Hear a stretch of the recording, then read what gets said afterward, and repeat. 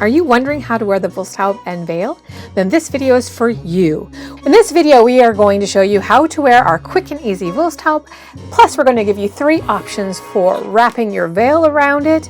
And we're going to give you 3 tips for helping to keep it on your head all day long. Hello friend, I'm Elena with Thimble and Plume, and we are historical reenactors with a love for German Renaissance clothing and also a love for sharing the things that we have learned over the years with you so that you can level up your clothing. Now that your Wulsthaube is complete, we are going to show you how to wear it. We're also going to give you 3 options for wrapping the veil or Schleier around it. And then we're also going to give you 3 tips to help you keep it on your head all day long. So first of all, 16th century, you didn't have bangs back in the days, but I have. So I need to make sure to secure that. And the simplest way to do it is just using a little pin, the bobbin pin. Now, everything that you put on will move unless you secure your hair. So I'm going to pull all my hair back in a tight little bun. Now, I have very fine hair, so I can actually just use a little clip. Very simple. Where I put my hair is kind of crucial though, because this, if I put it high enough, it will actually help and elevate some of the weight. Tip 1 for keeping the Wulsthaube on your head all day long is hair prep. Make sure that you are arranging your hair beneath the roll so that it can help support the weight of it. Now, if you're like me and you don't have a whole lot of hair to do that with, that's okay. The way that it's constructed, it does tend to stay pretty well. You may not have as much success as somebody who can use their hair to anchor it, but I do find that this design does tend to stay on my hair better than others. So the next step is to put on the Wulsthaube. But before that, I'm just going to demonstrate. Depending on what type of hair you have, if you have like a lower hairline, I have a pretty much area of forehead here. You can also use an Bundlein that you put on that will help keep it from sliding backward. But also, if you have a lot of baby hair around here, this thing will also keep stuff in track. Also, if you have a really cool hair color, this will kind of hide any stray hairs that goes around. To put this on, you can pin it or you can tie it. It depends on how you want to do it. Now, I don't need to use this, so I'm not going to use it. But anyway, that's an option. So putting on the Wulsthaube, our Wulsthaube is already attached here, so it's kind of very simple to put on. Just pull it over. Here is an important thing. Put it very low in the front, because you can always slide it back, but you can never slide it forward, because as soon as you slide it forward, you're going to mess up your hair underneath, and that is going to make everything sag, and it's going to be horrible in 1 or 2 hours. Trust us, we know that. So I put it pretty far down, about where my eyebrow is. And then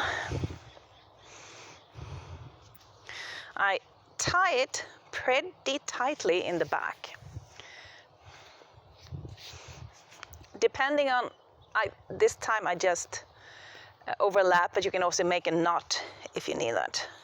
Now, as you can see, the wulst itself is kind of loose here in the back. But this is where, so when you tie it right here between the haube and the wulst. Now what happens when I tie it there is that it actually makes it a lot tighter, and that will keep the haube attached to my head. Tip number 2 for keeping the Wulsthaube and Schleier on your head all day long is to wear it low on your forehead. This creates a tension that runs from your forehead to the nape of your neck that kind of helps to keep everything in place. So the next step is to put on the veil. And in this case, I'm going to use a square veil. You can also use a rectangular. There's a different way how you wrap it. This is the simplest way. And most of us ladies that do any type of reenactment will have some sort of square cloth in our wardrobe already. So what I usually do is I fold over a piece of it so I don't get that edge cutting in here. Makes it a soft edge. And grab it on each side. Put it over. Then make sure that you are centered. Go in the back and tie it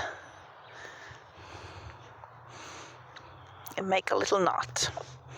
Right? This is so simple.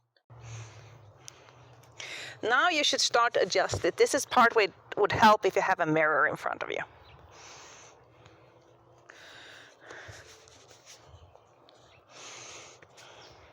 I'm going to pretend it's perfect. And then I take both of the sides. Now, for those who do this type of medieval wrapping, you're going to kind of recognize what I'm doing at this point. So I just simply wrap these little wings, and then I tie them on the top. This is the easiest way ever that you can do a simple veil wrap. And this is the part where everybody wants to have a hat with a feather on, where you put on your little hat, tie it,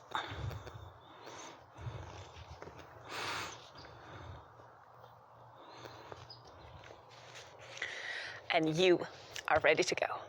Let us now show you another way how you can wrap your veil. This is a shorter, smaller veil that I have. It's rectangular. It is 28 inches wide and about a yard and a quarter long. I like to give it a little fold before I put it on. Just kind of have that fold at the top there. This is shorter, so I don't fold it as much. Situate it around, and then I bring it behind.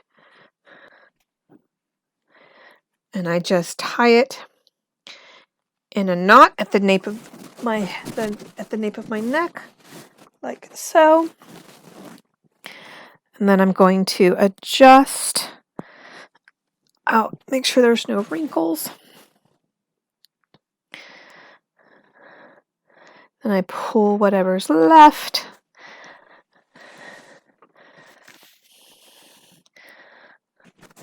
Okay, so I've got that all adjusted. I want to make sure I have everything kind of.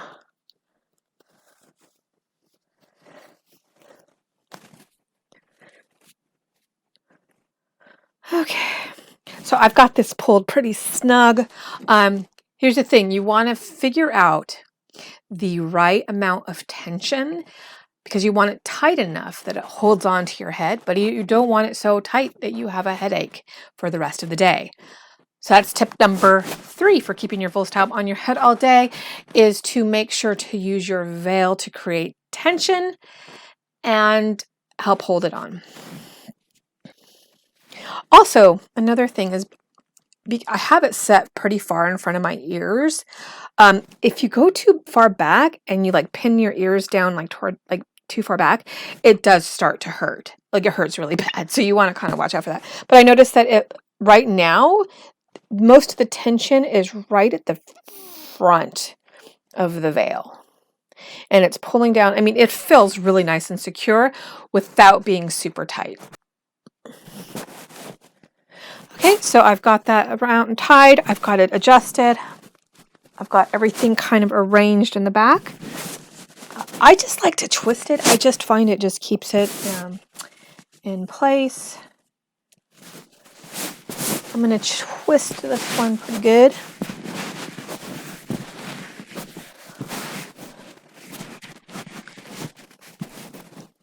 I'm going to bring it around through here. Keep twisting. Then I'm just going to tuck it in to the other side. Or you could pin it. All right, there it is. Look number 2. Now I'm going to show you how to wrap the Bundlein. So I have a very long veil. This one is about 2.5 yards long and 33 inches wide. So the first thing I like to do is, again, I'm going to fold down one end a little bit. then I'm going to take it, put it against my forehead, and then I'm going to tie it at the nape of my neck with the two ends that are there. And that looks like that. I hope you can see that. Okay. Then I'm going to, what I'm doing basically is I'm using one hand to kind of push my roll, my wulst, towards the front there. Okay. All right, so everything is smoothed out pretty good. I'm happy with that. I want this to be a little bit more even. There we go. That's better. Okay. Now that's done. Take this. At this point, I like to kind of fold it kind of neatly. Take it, and I'm just going to twist it once or twice. Then I'm going to take it. I'm going to wrap it over the top of my head.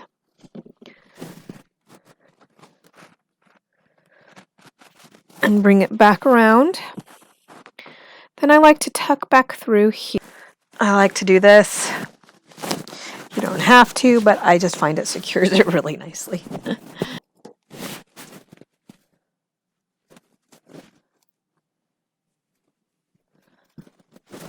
I can adjust it like this, and there you'll see there is a look where it just comes around the chin like that, and then you could pin it in place. There's that one, but what I'm showing you is good for warmth. It's good because it covers your nose and mouth. You can hide your mask underneath it. It's good for warmth, and it's also good if you're stuck in a dust storm. It really does help keep everything out of your mouth and nose. Pin in place.